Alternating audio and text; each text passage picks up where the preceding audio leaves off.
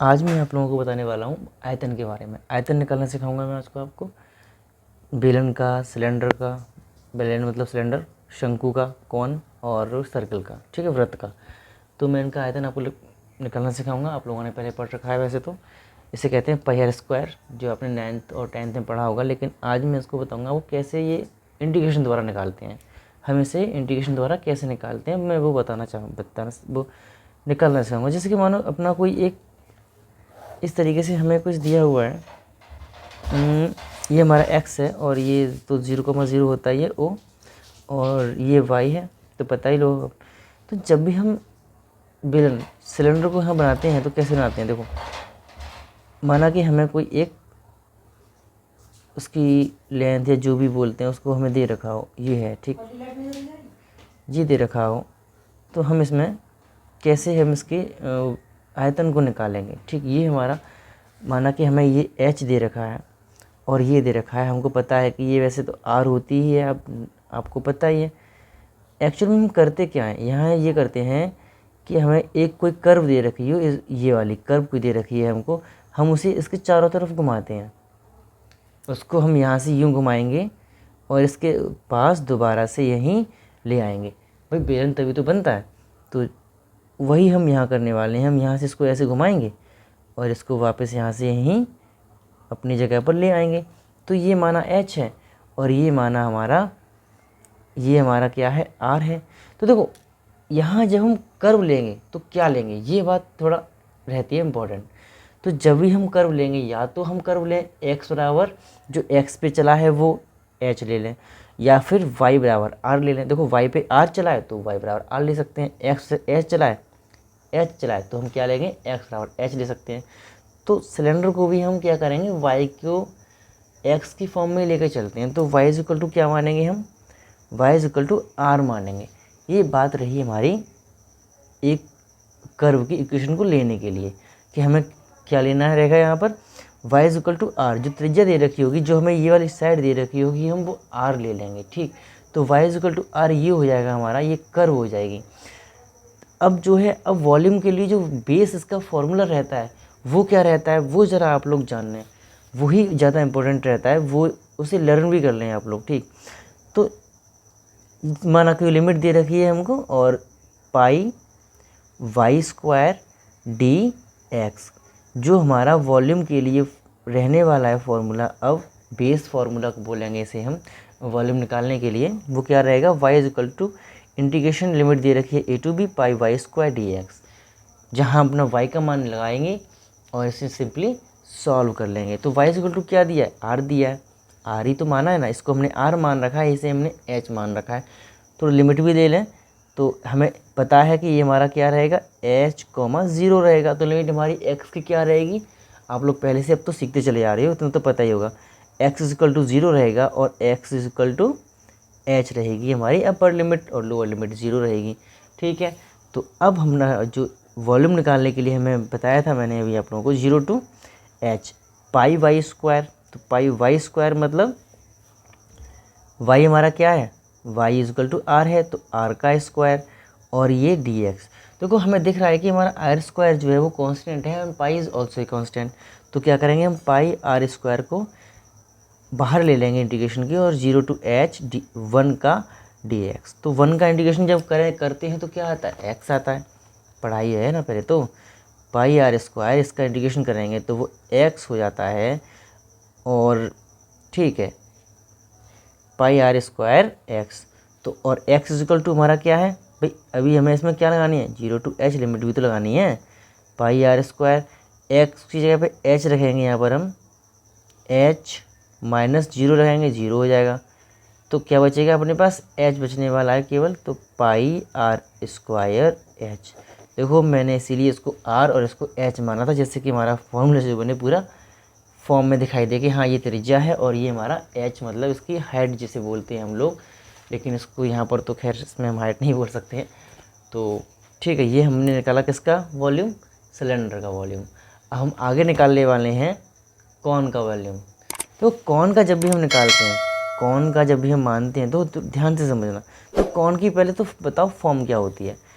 कौन की जो हमारा एक कर्व होती है वो क्या होती है, ये बात ज़रा ध्यान में रखने वाली है, एक्स टेन एल्फा ना, ये होती है हमारी वाई एक्स, ये किसकी फॉर्म है, शंकु की फॉर्म है, ठीक है ना, ये शंकु की कर्व है, क्या बोलेंगे इसे हम, शंकु की वक्र या कर्व बोल सकते हैं इसे हम। तो ये हमारी इसकी रहने वाली है। तो ये जो कर्व हमारी है वो यहाँ लिख लेते हैं, जैसे कि माना हमारी जो कर्व है वो y equal to x tan alpha है, जिसमें एल्फा हमारा कहाँ लिखा जाएगा, यहाँ लिखा जाएगा। तो मैंने अभी यहाँ पर आपको शंकु बेलन में बताया था, वही हम यहाँ करने वाले हैं।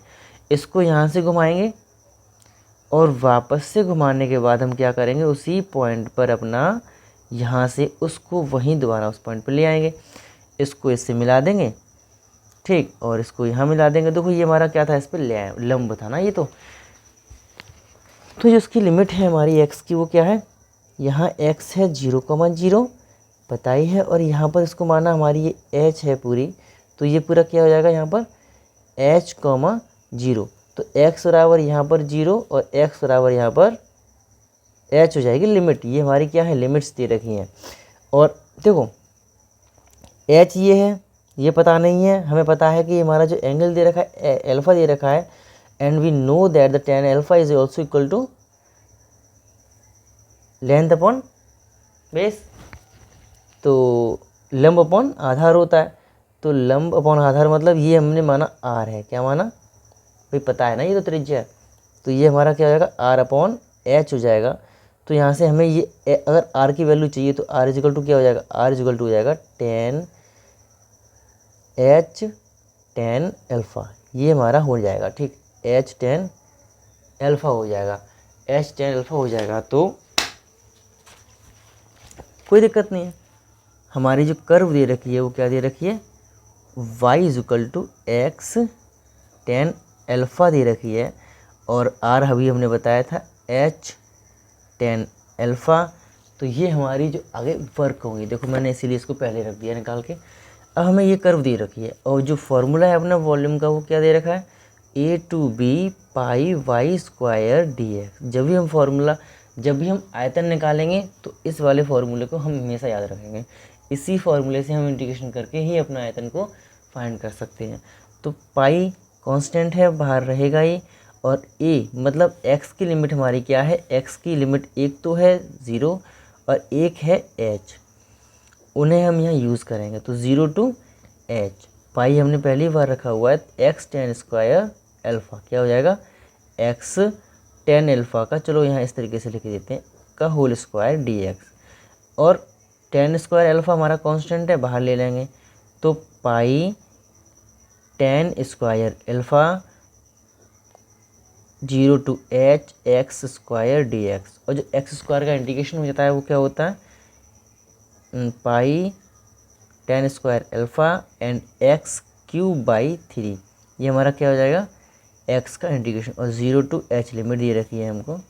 तो 1/3 हमारा बाहर पहले से 1/3 बाहर आएगा, तो उसे बाहर ले लेते हैं। पाई tan स्क्वायर एल्फा, देखो x क्यू दिया है, अपर लिमिट दे रखी है हमको h, उसे हम यहाँ यूज़ करेंगे। तो क्या करेंगे हम, h क्यूब माइनस, देखो 0 यहाँ करेंगे तो 0 हो जाएगा।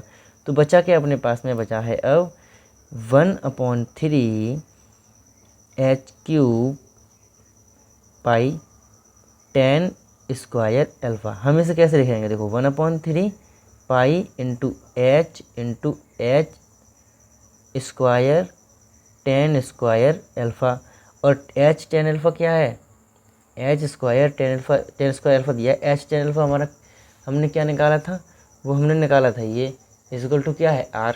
तो हमारा ये क्या हो जाएगा, r का स्क्वायर हो जाएगा, ये क्या बन जाएगा हमारा, r का स्क्वायर। तो उसे क्या लिखेंगे हम, 1/3 पाई h r स्क्वायर, जिसको चाहो तो इस तरीके से लिख सकते हैं, 1/3 पाई r स्क्वायर h। ये इसका हमारा क्या रहेगा, वॉल्यूम रहेगा। शंकु का वॉल्यूम 1/3 पाई r स्क्वायर h, ये शंकु के लिए रहेगा, कौन के लिए रहेगा, और ये हमने किसके लिए निकाला था, बेलन के लिए निकाला था, ठीक है। वो क्या था, पाई r स्क्वायर h। शंकु बेलन अच्छी तरीके से समझ में आया होगा आप लोगों को। आगे देखते हैं अपना जो वॉल्यूम का टॉपिक है वो क्या है, नेक्स्ट टॉपिक। ठीक, यहाँ हम निकालेंगे वॉल्यूम ऑफ सरफेस, जो हमारा आज का इसके लिए लास्ट टॉपिक रहेगा। सर्कल का आयतन निकालना, सर्कल मतलब स्फीयर मतलब गोले का आयतन निकालना। किसका आयतन, गोले का आयतन हमें निकालना है। अब देखो एक बात, हम जब गोले का आयतन निकालते हैं तब थोड़ा लिमिट का ध्यान रखना चाहिए हम लोगों को, कि जब हम आधे वृत्त की बात करते हैं, जब हम आधे गोले की बात करते हैं तो हमारा लिमिट क्या रहती है, और जब पूरे वृत्त की बात करते हैं तो हमारी लिमिट क्या रहती है, ये आप लोगों को थोड़ा ध्यान से समझना होगा। देखो जब आधे गोले को हम लेंगे कभी भी, तो हमारा आधा गोला देखो क्या कर रहा है, आधा गोला यहाँ से चल रहा है इस तरीके से।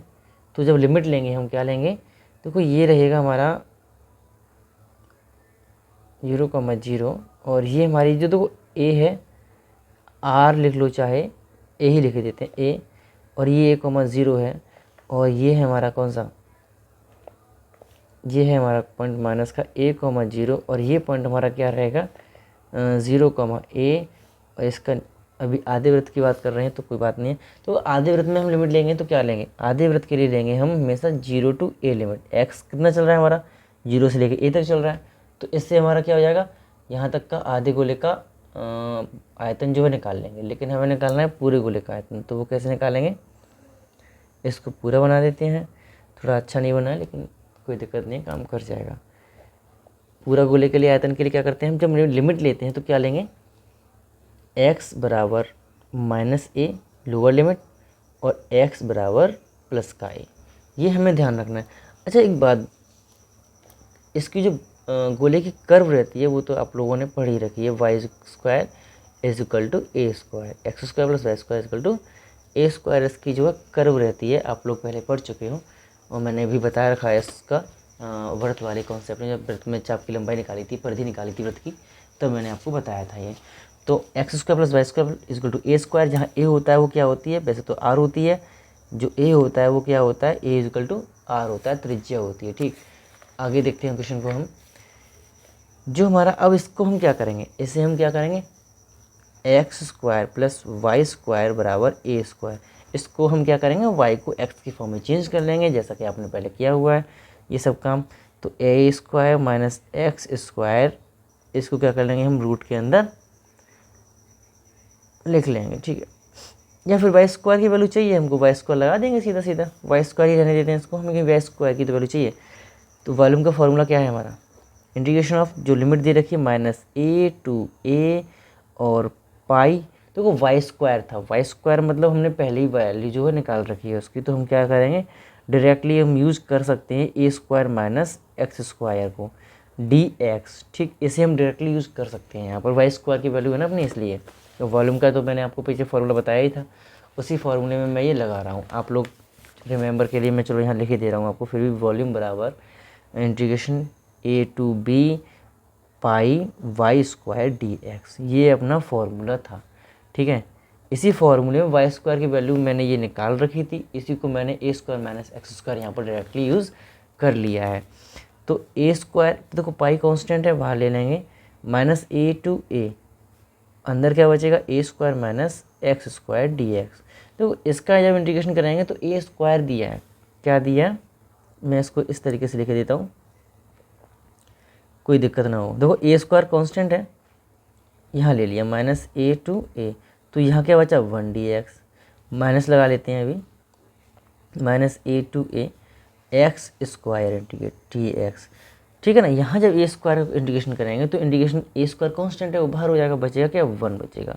तो इसका जब हम इंटीग्रेशन करेंगे तो क्या हो जाएगा, a² का पाई a² x हो जाएगा, माइनस पाई मैंने बाहर ले लिया है वैसे, x² का इंटीग्रेशन हो जाएगा x³/3, और क्या बचेगा हमारे पास, देखो -a की लिमिट पॉजिटिव ए तक गई है, -a से हमारी x की लिमिट कहाँ तक गई है, पॉजिटिव ए तक। तो देख सकते हैं आप लोग, एक्चुअल में सर्कल हमारा जो गोला है वो चला कितना है, प्लस का a माइनस का a, प्लस का a और माइनस का a, क्लियर चला है ना। तो बस कोई दिक्कत नहीं है, वहीं हम लिमिट अपनी ले लेंगे -a to +a, क्योंकि x जो हमारा चला है वो -a से लेकर यहाँ तक चला हुआ है, इसी को तो लेंगे। और आधे वृत्त के लिए चाहिए था, यहाँ से लेकर यहाँ तक का चाहिए था, तो यहाँ से यहाँ लिमिट लेंगे तो हमारा यहाँ तक का वॉल्यूम जो है निकला था, लेकिन कोई नहीं, हमें निकालना है पूरे सर्कल का। तो आप क्या करेंगे, जब मैंने आप लोग इसे सॉल्व करेंगे अब, तो एक यहाँ लगाएंगे, तो पहले जब ए हम यहाँ लगाएंगे एक्स पर, तो क्या रहेगा, देखो पाई ए यहाँ आया तो ए क्यूब बना देगा, और ए क्यूब ए यहाँ रखेंगे तो ये भी हमारा क्या बन जाएगा, ए क्यूब बन जाएगा। देखो इसके अपॉन में 3 लिख देते हैं, माइनस है क्या, माइनस का लिमिट लगाएंगे अब माइनस वाली, तो ए हम यहाँ यूज़ करेंगे, ठीक है, ए हम यहाँ यूज़ करेंगे तो क्या हो जाएगा, माइनस का ए क्यूब हो जाएगा। और जब ए यहाँ यूज़ करेंगे माइनस का, तो माइनस का ए क्यूब आने वाला है, तो ये क्या बन जाएगा हमारा, प्लस का ए क्यूब बन जाएगा, प्लस का ए क्यूब बाई 3। देखो दोबारा से बताता हूँ मैं आपको, जब हम माइनस का ए यहाँ लगाएंगे तो माइनस का ए क्यूब मिलेगा, और माइनस से माइनस क्या हो जाएगा, प्लस बन जाएगा, इसलिए मैंने यहाँ पर जो है प्लस लगाया हुआ है पहले से ही। आगे देखते हैं, इसको हम जब सॉल्व करेंगे तो 3a क्यूब माइनस ए क्यूब अपॉन में 3, तो क्या बचेगा, 2a क्यूब बाई 3 बचने वाला है। तो 2a क्यूब बाई 3, और 3 में से 1 गया, 3 में से 3 में से 1 गया, तो बचेगा माइनस का 2a क्यूब, माइनस माइनस हमारा क्या बन जाएगा, प्लस का 2a क्यूब बाई 3 बन जाएगा।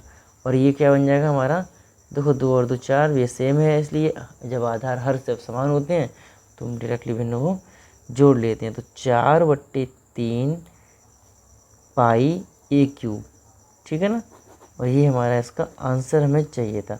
तो ये मैंने बताया आपको वॉल्यूम निकालना, और मैं यहाँ लिख के दे रहा हूँ, जब हम अर्धवृत्त के लिए लेंगे, ये आप लोग खुद से निकाल के देखना, अर्ध गोले के लिए, अर्धगोले के लिए जब हम लिमिट लेंगे तो वो क्या लेंगे, x बराबर 0 और x बराबर a।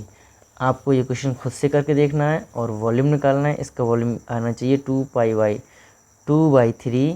पाई a क्यूब, ये आपका इसका आंसर आना चाहिए, ठीक है ना। इसकी यूनिट रहती है क्यूब में, तो क्यूब यूनिट, ठीक है ना, ये अपने यूज़ कर लेंगे हम लोग। तो ये रहा अपना वॉल्यूम ऑफ अ स्फीयर, और इधर मैंने बताया आपको volume of a cone and volume of the cylinder also.